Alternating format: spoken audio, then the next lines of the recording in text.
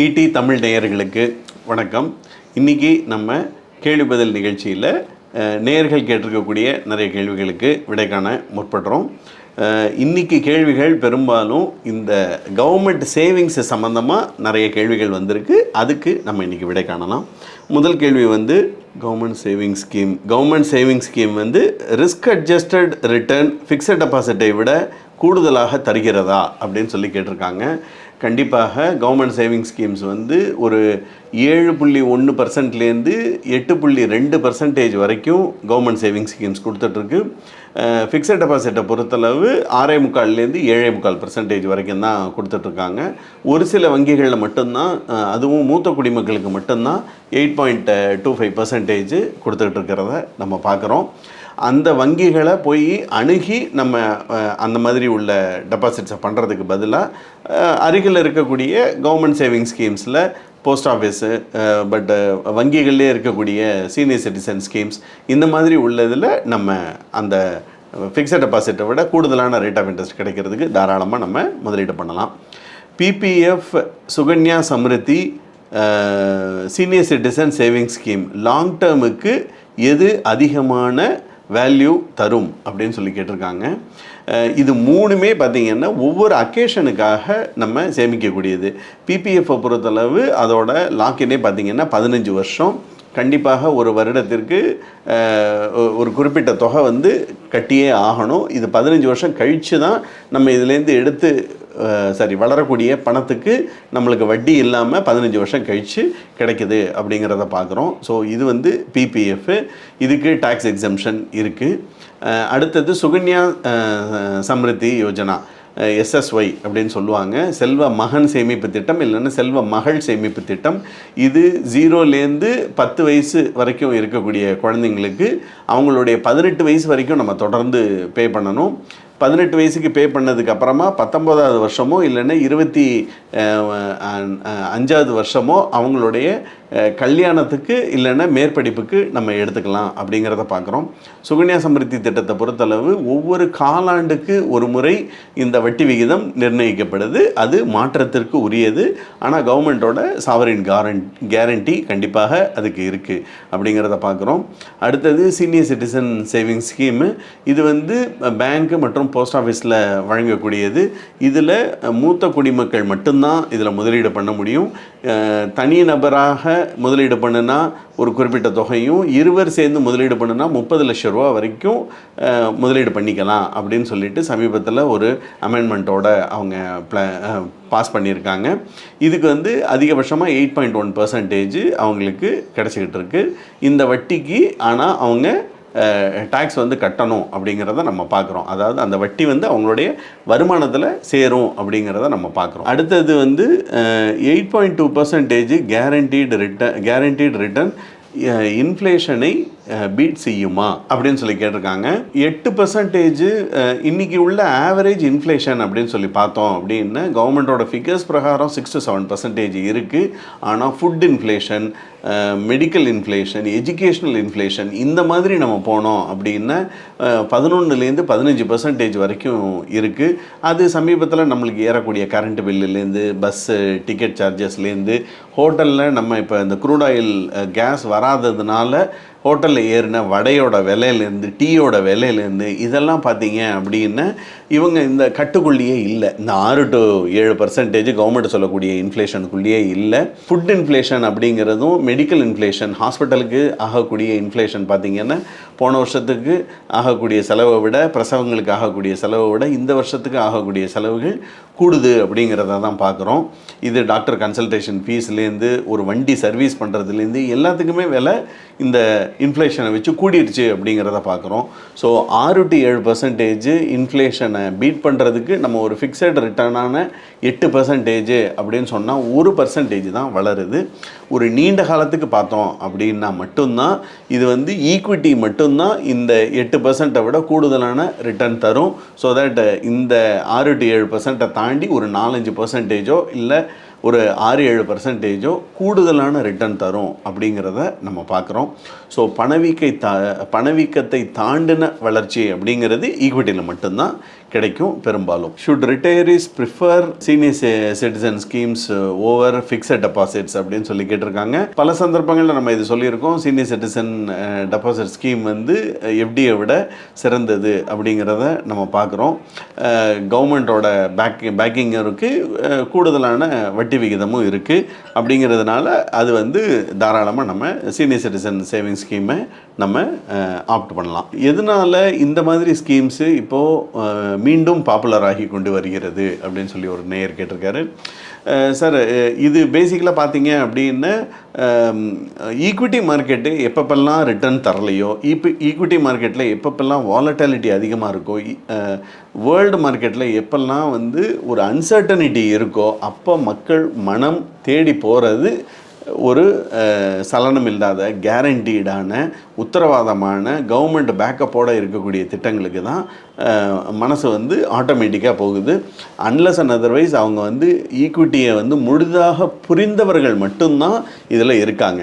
இதில் சமீபத்தில் சேர்ந்த எஸ்ஐபி டேட்டா பிரகாரம் பார்த்திங்கன்னா பெருவாரியான எஸ்ஐபிஸ் கடந்த 2 வருடத்தில் ஆரம்பித்தது நிறைய நின்றுருக்கு அப்படிங்கிறத பார்க்குறோம்.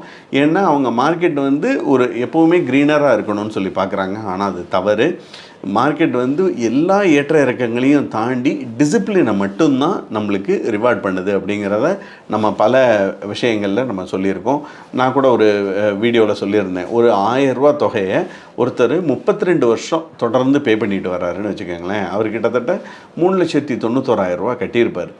அவருக்கான அந்த எல்லா ஏற்ற இறக்கங்களும் நான் சொல்கிறது இந்த .com பபுள்லேருந்து, கோவிடு பஸ்ட்லேருந்து, ஃபினான்ஷியல் க்ரைசிஸ்லேருந்து, வேர்ல்டு வார்லேருந்து எல்லாத்தையும் தாண்டி அவர் இந்த 391 மட்டும் ஒரு 1000 ரூபாயை தொடர்ந்து பே பண்ணிட்டு வந்தாருன்னு வச்சுக்கோங்க. அவருக்கு இன்றைக்கி இருக்கக்கூடிய தொகை வந்து அப்ராக்சிமேட்டாக ஒரு 2,90,00,000 ரூபா இருக்கும். இது வந்து நம்புறதுக்கு ரொம்ப ஆச்சரியமாக தான் இருக்கும். ஆனால் அதுதான் ஏன்னா 1000 ரூபாயை 32 வருஷத்துக்கு முன்னாடி ஒருத்தர் போடுறாருன்னு வச்சுக்கோங்க. அன்றைக்கி வந்து நம்மளுக்கு டிவி பெரிய லெவலில் இல்லை, இன்டர்நெட்டு கிடையாது, இன்ஸ்டாகிராம் கிடையாது, யூடியூப் கிடையாது, ஃபினான்ஷியல் இன்ஃப்ளூயன்சஸ் கிடையாது. இது எல்லாத்தையும் தாண்டி அவருடைய டிசிப்ளினுக்கு தான் அவ்வளோ பெரிய ரிவார்டு கிடச்சிருக்கு. கிட்டத்தட்ட 15%, 14.83% அவருக்கு கிடச்சிருந்துருக்கும். ஸோ லாங் டேர்மில் நம்மளுக்கு டிசிப்ளின் மட்டும்தான் நம்மளுக்கு பணம் பண்ணும் அப்படிங்கிறத நம்ம மறந்துட வேண்டாம். Biggest mistake young investors ignoring PPF அப்படின்னு சொல்லி கேட்டிருக்காங்க. ஆமாம், இன்றைக்கி தேதியில் யங் இன்வெஸ்டர்ஸ் வந்து நிறைய பேர் பிபிஎஃப்பை இக்னோர் பண்ணுறாங்க. அவங்களுக்கு வந்து உடனடியாக பெரிய பணம் பண்ணணும், ஷார்ட் டேர்மில் பெரிய பணம் பண்ணணும் அப்படிங்கிறதும், அவங்களுக்கு அந்த 15 வருஷம் லாக்இன் அப்படிங்கிறதும் அவங்க விரும்பலை அப்படிங்கிறத நம்ம நிறைய பார்க்குறோம். நாம் சந்திக்கக்கூடிய இளைஞர்களும் அதை தான் சொல்கிறாங்க. 15 வருஷம் யார் சார் லாக்இன் பண்ணுவா, அதுலேருந்து என்னால் இப்போ எமர்ஜென்சினா பணமும் எடுக்க முடியாது அப்படின்னு சொல்லியிருக்காங்க. ஸோ பணம் எடுக்க முடியாதது ஒரு டிஸ்அட்வான்டேஜ்னு எப்போ நம்ம பார்க்குறோமோ அதுக்கு ஈக்குவலாக அட்வான்டேஜ் என்னென்ன, அதை விட ஒரு சிறந்த லாக்இன் சொத்து நம்மளால் கிரியேட்டே பண்ண முடியாது. நம்மளோட முன்னோர்கள், அதாவது நம்ம அப்பா தாத்தா இவங்கெல்லாம் பிபிஎஃப்பும் கவர்மெண்ட்டோட சேவிங்ஸ்லேயும் மட்டும்தான் பெரும் பணம் பண்ணியிருக்காங்க. அதுக்கு காரணம் அவங்களோட டிசிப்ளின். அந்த எடுக்க முடியாத இருக்கக்கூடிய லாக்இன்னா அவங்கள காப்பாற்றிருக்கு. எடுக்கக்கூடிய மாதிரி இருந்ததுன்னு பார்த்திங்கன்னா இன்றைக்கி பல கவர்மெண்ட் ஸ்டாஃப் வந்து அவங்களோட பிஎஃப்பில் பணத்தை சேர விடுறதே கிடையாது. எல்லாருமே பார்த்திங்கன்னா பிஎஃப்பில் டக்குன்னு ஒரு லோன் போட்டுறாங்க. ப்ரைவேட் எம்ப்ளாயீஸும் அதே மாதிரி தான். ஒரு 5 வருஷம் 7 வருஷம் இருந்தது, 2 லட்சம் இருந்ததுன்னா கல்யாணம் காட்சின்னு ஏதாவது ஒரு காரணத்தை சொல்லிவிட்டு டக்குன்னு அதுலேருந்து எடுக்க பார்க்குறாங்க. இது எடுக்கிறது இன்றைக்கி வந்து நம்மளுக்கு ஒரு டெம்பரவரி அரேஞ்ச்மெண்ட்டுக்கு நல்லா இருக்குமே ஒழிய, நீண்ட காலத்தில் பார்த்திங்க அப்படின்னா ஒரு 15-20 வருஷம் கழிச்சு நம்ம ரிட்டையர் ஆகும் பொழுது நம்மளுடைய கார்பஸ் எதுவுமே சேராது. முன்னாடி இருந்தவங்க ரிட்டையர் ஆனது என்ன காரணத்தை வச்சு ரிட்டையர் ஆனாங்கன்னு பார்த்தீங்கன்னா, அவங்க ஒரு 25 வருஷம் 35 வருஷம் தொடர்ந்து ஒரு சின்ன சின்ன தொகை 15 ரூபா 20 ரூபா 30 ரூபாலேருந்து அவங்களோட பிஎஃப்பில் ஆட் ஆனது தான் கடைசியில் அவங்க பென்ஷன் வாங்கும்போது ஒரு 50,000 ரூபா 60,000 ரூபா வரைக்கும் பென்ஷன் வாங்க ஆரம்பித்தாங்க. இன்னும் அதிக இலக்கில் சம்பளம் வாங்கக்கூடியவங்க 1,50,000 ரூபா 2,00,000 ரூபா கூட பென்ஷனு இதனால் மட்டும்தான் வாங்க முடிஞ்சுது, அந்த பிஎஃப்பை தொடாமல் இருந்ததுனால. அதனால் பிஎஃப்பை இளைஞர்கள் இக்னோர் பண்ணுறது தவறு அப்படின்னு தான் நான் கருதுகிறேன். ஸ்மால் சேவிங் ஸ்கீமில் மிகப்பெரிய தவறு என்ன அப்படின்னு சொல்லி கேட்குறாங்க. ஸ்மால் சேவிங் ஸ்கீமில் வந்து லிக்விடிட்டியை இக்னோர் பண்ணுறது ரொம்ப தவறு. என்ன, அவங்க வந்து போர்ட்ஃபோலியோவை முழுசையுமே வந்து ஒரு லிக்விட் போர்ட்ஃபோலியோ பார்க் பண்ணிடுறதுனால இவங்களுக்கு நீண்ட காலத்துக்கு சொத்து சேர்க்க முடியாமல் போயிடுது. கவர்மெண்ட் ஸ்கீம் மற்றும் டெட்டு மியூச்சுவல் ஃபண்டு இதில் இரண்டில் எது சிறந்தது அப்படின்னு சொல்லி கேட்டிருக்காங்க. கவர்மெண்ட் ஸ்கீமை பொறுத்தளவு உத்தரவாதமான கவர்மெண்ட்டோட சாவரின் கேரண்டி இருக்குது. டெட்டை பொறுத்தளவு தனிநபர்கள், அதாவது தனிநபர்கள் இந்த சென்ஸ் வந்து கார்ப்பரேட்ஸு, அவங்க கொடுக்கக்கூடிய கடன் பத்திரங்கள் தான் டெட்டு ஸ்கீம் அப்படின்னு சொல்லி சொல்கிறாங்க. அதில் கவர்மெண்ட் கொடுக்கக்கூடிய கடன் பத்திரங்களும் வருது. ஆனாலும் கவர்மெண்ட்டோட ஸ்கீமில் நம்ம டைரெக்டாக இன்வெஸ்ட் பண்ணுறதுக்கும் டெட்டோடல நம்ம இன்வெஸ்ட் பண்ணுறதுக்கும் அந்த கேரண்டியும் கேபிட்டல் கேரண்டி வந்து டெட் ஸ்கீம்ஸ் வந்து மிஸ் ஆகுது. ஒரு சில டெட் ஸ்கீம்ஸ் வந்து 0 வேல்யூவும் ஆனதை பார்த்துருக்கோம். காலம் தள்ளி நம்ம பணம் கொடுத்ததையும் பல சமயங்களில் நம்ம பார்த்துருக்கோம். அதனால் கவர்மெண்ட் ஸ்கீம்கள் இன்வெஸ்ட்மெண்ட்டில் கேரண்டி வேணும்னு நினைக்கிறவங்க கவர்மெண்ட் ஸ்கீம் போயிடலாம். இல்லை நான் கொஞ்ச அளவுக்கு என்னால் ரிஸ்க் எடுக்க முடியும் அப்படின்னு சொல்லி நினைக்கிறவங்க டெட் ஸ்கீம்ஸுக்கு போகலாம். பட் அதில் உள்ள பேப்பர்ஸ் என்னங்கிறத தீர ஆராய்ஞ்சு அதுக்கப்புறமா தான் கொடுக்கணும். அதிகமான ரிட்டர்ன் 12% 13% தருதுங்கிறதுக்காக நம்ம இன்வெஸ்ட் பண்ணோம் அப்படின்னு அந்த பேப்பரோட ரேட்டிங் பார்த்திங்கன்னா BBB இருக்கும், இல்லை BB இருக்கும். அந்த மாதிரி பேப்பர்ஸ் கூட அதில் இருக்கும். அவங்க தான் கூடுதலான வட்டி தர்றதுக்கு தயாராக இருப்பாங்க. அந்த வட்டியை தான் நம்மளுக்கு பாஸ் பண்ணுறாங்க.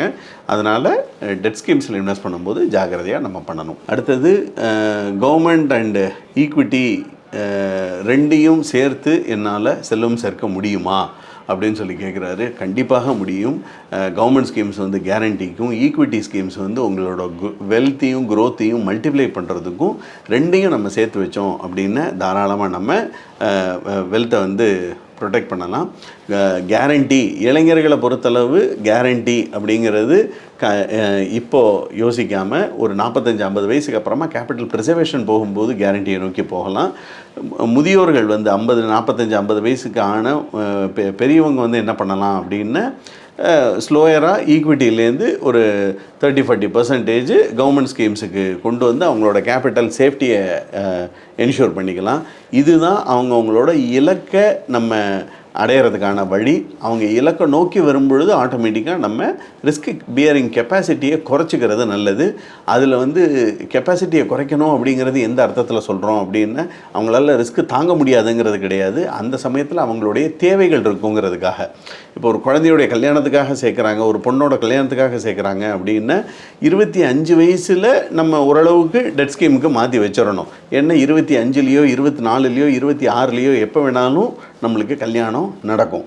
அந்த சமயத்தில் போய் ஈக்விட்டியில் நான் வச்சுட்டு நம்ம ஏறின பணம் குறைஞ்சது, இல்லை இந்த மாதிரி கடந்த 2 வருடங்கள் மாதிரி ரிட்டர்னே இல்லாமல் இருந்தது அப்படின்னு சொல்லி அந்த சமயத்தில் நம்ம வருத்தப்படுறதுக்கு பதிலாக நம்ம கேபிட்டலை ப்ரிசர்வ் பண்ணி வச்சுக்கிறது நல்லது.